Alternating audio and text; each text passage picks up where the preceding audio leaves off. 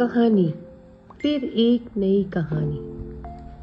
रामपुर नामक एक गांव में रमेश अपनी बेटी मीना के साथ रहता था।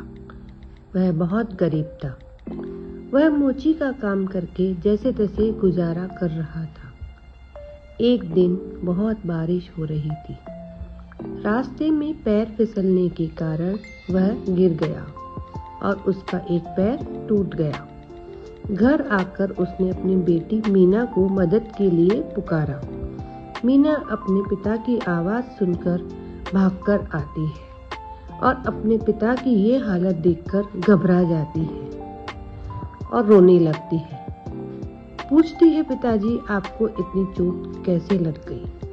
रमेश रास्ते में हुई सारी बात बताता है। अब वह सोचने लगती है कि क्या करूं? अब घर कैसे चलेगा? घर में कुछ भी सामान नहीं है। इतनी बारिश में कोई काम भी कैसे ढूंढूं? रमेश के घर से थोड़ी दूरी पर गांव के मुखिया रामलाल का घर था। वह बहुत अमीर था। उसका एक बेटा भी था जिसका नाम गोपाल था। वह बहुत घमंडी था।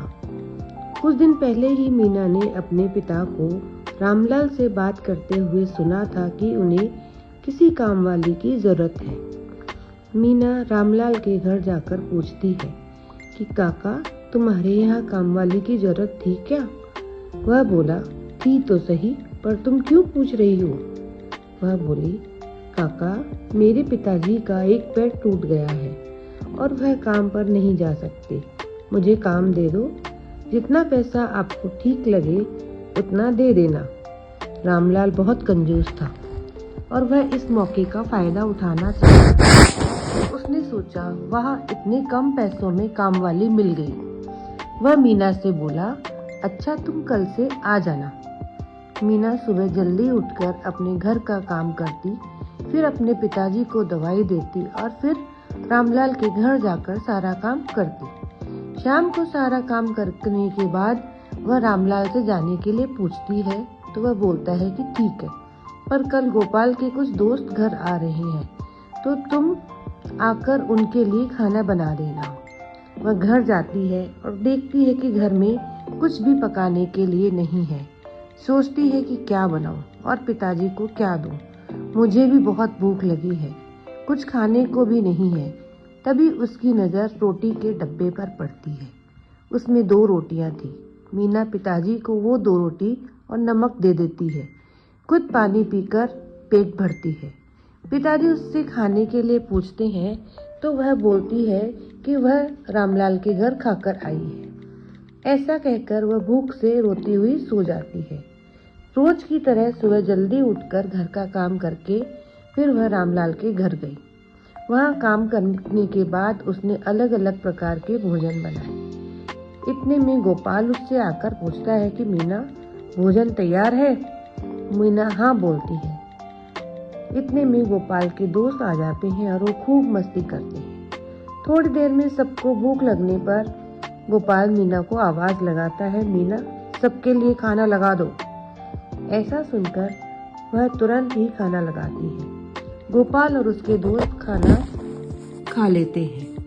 गोपाल मीना को आवाज लगाता है कि ये सब बर्तन उठा लो, जो भी खाना बचा है बाहर कुत्तों को डाल दो।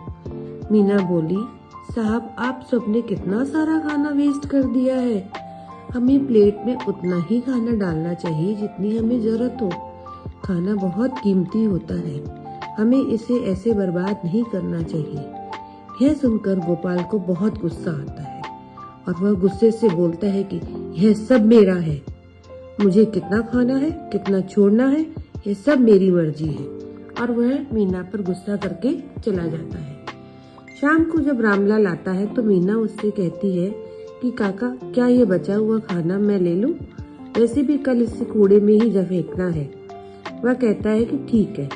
अगली सुबह मीना वापस आती है और अपना काम करके शाम को बचा हुआ खाना लेकर जा रही होती है तो गोपाल उससे पूछता है कि ये क्या ले जा रही है?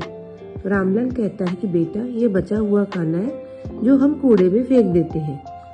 कुछ दिनों बाद मीना रामलाल से अपनी तनख्वाह मांगती है तो वहाँ खड़ा गोपाल कहता है, कौन सी तनख्वाह?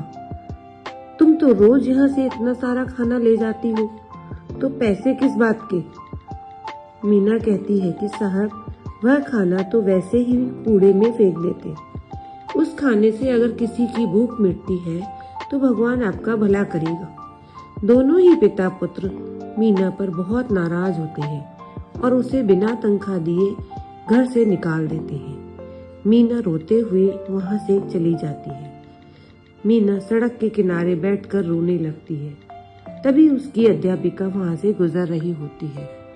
उसे ऐसी हालत में देखकर वो उससे पूछती है, बेटी, तुमने ये क्या हाल बना रखा है? तुम स्कूल क्यों नहीं आ रही? मीना रोते हुए सारी बात अध्यापिका को बता देती है। मीना पढ़ने में बहुत अच्छी थी, इसलिए अध्यापिका उससे कहती है कि तुम मेरे साथ स्कूल चलो, मैं तुम्हारा एडमिशन स्कूल में करवा देती हूँ और साथ ही कुछ काम भी दिलवा दूंगी। यह सुनकर मीना बहुत खुश होती है, क्योंकि अब वो शिक्षा के साथ साथ अपनी भूख को भी शांत कर सकती है। इधर रामलाल अपने काम में बेईमानी करते हुए पकड़ा जाता है। उसे पुलिस पकड़ कर ले जाती है। पुलिस उसका सब कुछ अपने कब्जे में कर लेती है। अब गोपाल बिल्कुल अकेला हो जाता है। उसके पास ना ही घर और ना ही कुछ खाने के लिए होता है। उसे बहुत भूख लगती है। वह पड़ोसी के पास जाकर खाना मांगता है, लेकिन कोई भी उसे खाने को नहीं देता और उसे सब भगा देते हैं। वहीं से गुजर रही मीना ये सब देखती है। फिर वह गोपाल को अपने साथ अपने घर ले आती है और उसके घर में जो कुछ भी रूखा सूखा होता है वह गोपाल को खाने को देती है। भूखा गोपाल जल्दी जल्दी सब खा लेता है। फिर वह कहता है कि मैंने तुम्हारे साथ इतना गलत किया कि तुम मुझे अपने साथ घर ले आई, मुझे खाना भी खिलाया। मीना कहती है, मैंने तुम्हें माफ किया। मैंने तुम्हें खाना इसलिए खिलाया क्योंकि मैं जानती हूँ कि भूख क्या होती है। अमीर हो या गरीब, सबकी भूख एक जैसी ही होती है। ये सुनकर गोपाल दोबारा माफी मांगता है। उस दिन के बाद से गोपाल मीना को अपनी बहन बना लेता है और वो खुशी खुशी रहने लगते हैं। बच्चों, इस कहानी से क्या शिक्षा मिलती है कि हमें कभी भी अन्न का निरादर नहीं करना चाहिए। भोजन बहुत कीमती है और हमें उसकी कद्र करनी चाहिए। धन्यवाद।